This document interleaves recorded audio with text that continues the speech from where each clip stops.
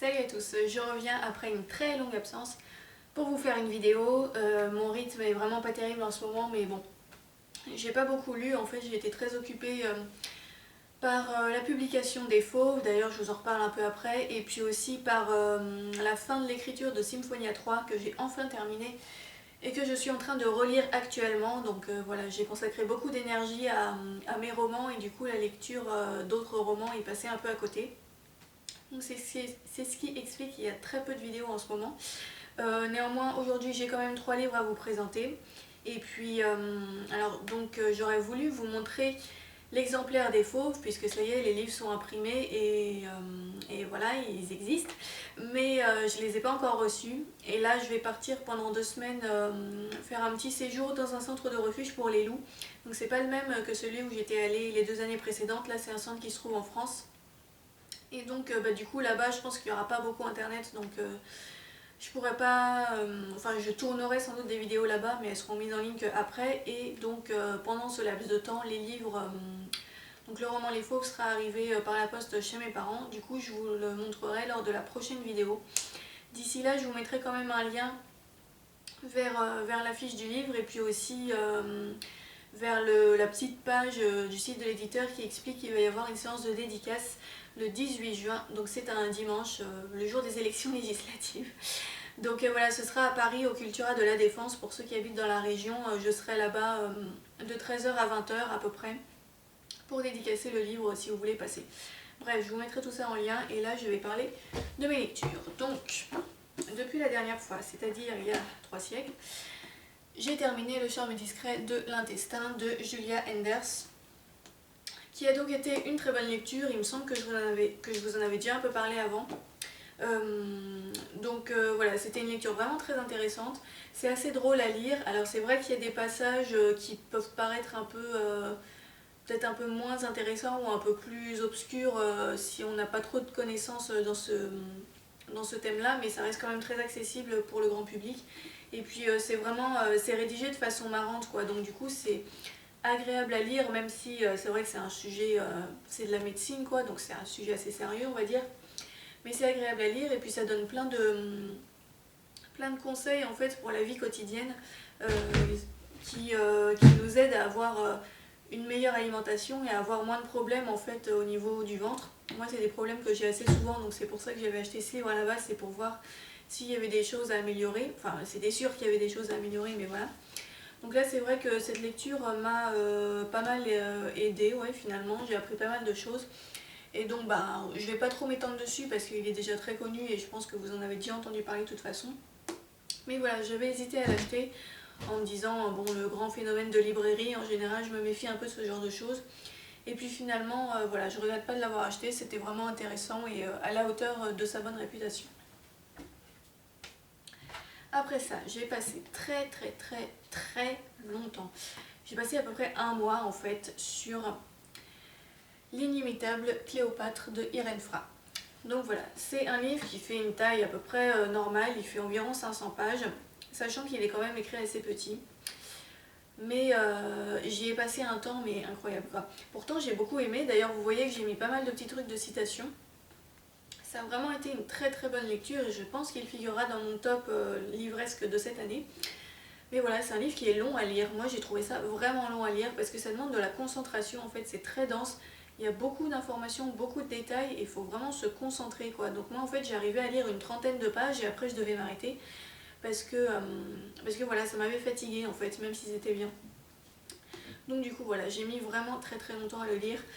Mais je ne regrette pas parce que c'est pas le livre le plus connu de Irène Frey. D'ailleurs j'ai dû l'acheter d'occasion sur internet parce qu'il est plus vraiment trouvable aujourd'hui en librairie ou autre. Mais c'était vraiment de grande qualité. Donc en fait c'est une biographie de Cléopâtre, une biographie romancée de Cléopâtre. Et ça parle aussi d'autres personnages, notamment César et Antoine, puisque c'était des personnages très proches de Cléopâtre. Et donc voilà, ça nous raconte la vie de ces différents personnages, leurs conquêtes, les histoires politiques, etc. Voilà, de leur naissance jusqu'à leur mort. Donc c'est un livre historique assez classique dans le sujet, on va dire, mais comme je vous le disais, c'est raconté de façon romancée, donc du coup c'est pas ennuyeux à lire. En tout cas, moi j'ai pas trouvé ça ennuyeux. Je pense que certaines personnes pourraient peut-être moins apprécier, parce que c'est vrai que ça demande de la concentration, surtout au début. En fait, au début, on nous fait un peu l'historique de la dynastie dont est issue Cléopâtre, donc ses ancêtres, je crois que ça va jusqu'à son arrière-grand-père ou quelque chose comme ça. Donc c'est la dynastie des Lagides, ça nous explique un petit peu voilà comment elle s'est formée, quelles étaient les intrigues au sein de cette famille, où c'était un peu tous des connards dans cette famille, pour résumer, ils n'arrêtaient pas de s'assassiner les uns les autres pour des luttes de pouvoir, etc. Il y avait beaucoup d'inceste aussi pour préserver la pureté de la lignée, enfin voilà. C'est une ambiance très très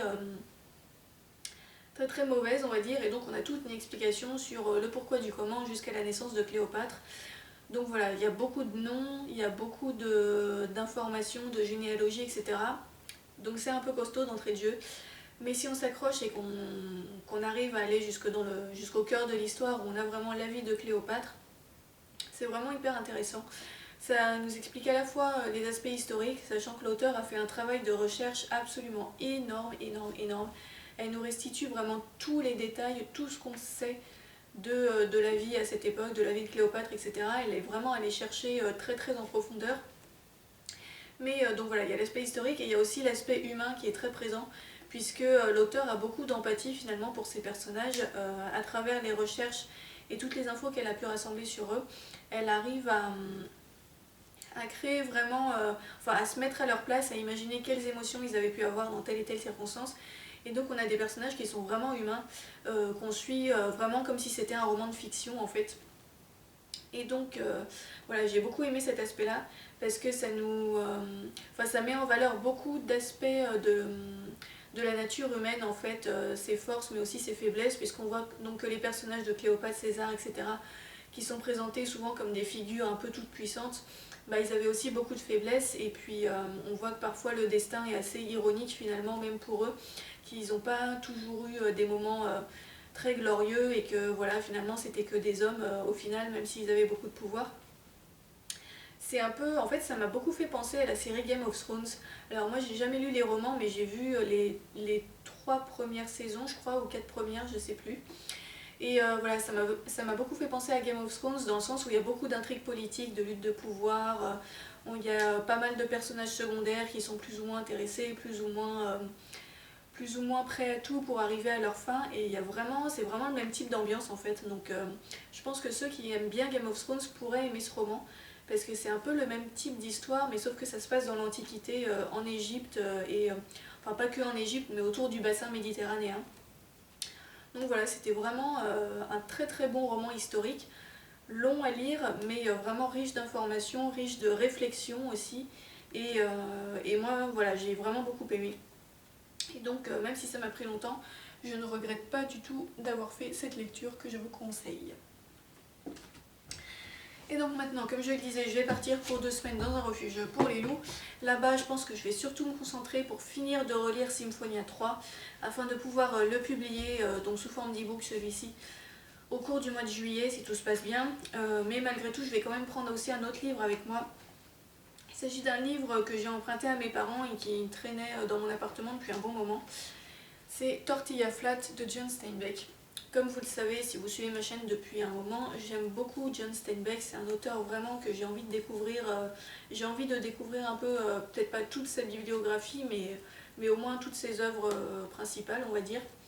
Celui-ci est assez connu, il est assez court, apparemment c'est un roman assez léger, assez humoristique. Donc je pense qu'après l'histoire un peu costaud que je viens de lire, ce sera pas mal de repartir sur quelque chose de plus léger. Et puis bah voilà, en fait j'avais hésité à me lancer dans I Am Legend, que j'avais acheté en même temps que Cléopâtre, mais en fait je me dis que faire une lecture VO, j'en avais pas très envie en ce moment, et puis en plus quand je lis des livres en anglais, j'aime bien avoir mon ordi à côté pour avoir le traducteur en fait, pour pouvoir tout de suite traduire les mots si jamais il y a un truc que je comprends pas. Et comme au refuge des loups il y aurait sans doute pas trop internet, je pourrais pas le faire, donc voilà, je préfère me prendre un livre en français, pouvoir le lire tranquillement. Et puis bah, comme ça enlèvera un livre qui traînait depuis longtemps dans ma palle, et ça me permettra de poursuivre ma découverte de John Steinbeck. Donc voilà pour les quelques livres que j'avais à vous présenter en cette période où je lis finalement assez peu. Mais bon. Donc comme je vous le disais, je vous mettrai les liens pour les faux, etc. en dessous. Et puis j'essaierai de revenir au cours du mois de juin, donc entre la mi-juin et la fin juin si j'y arrive. Puis sinon, sinon voilà, c'est vrai que ça m'embête un peu de ne pas être très active sur ma chaîne YouTube. Mais bon, j'espère que ça ne vous manque pas trop. Bon, je pense que vous survivez, ça va. Et d'ici là, je vous souhaite une bonne semaine, bon courage pour ceux qui ont encore des examens ce mois-ci. Moi j'ai fini, ça y est, c'est bon. Et puis je reviens vers vous très vite. Et peut-être pour ceux qui sont sur Paris, on pourrait se voir le 18 juin si vous venez à passer par la Défense. Voilà, salut!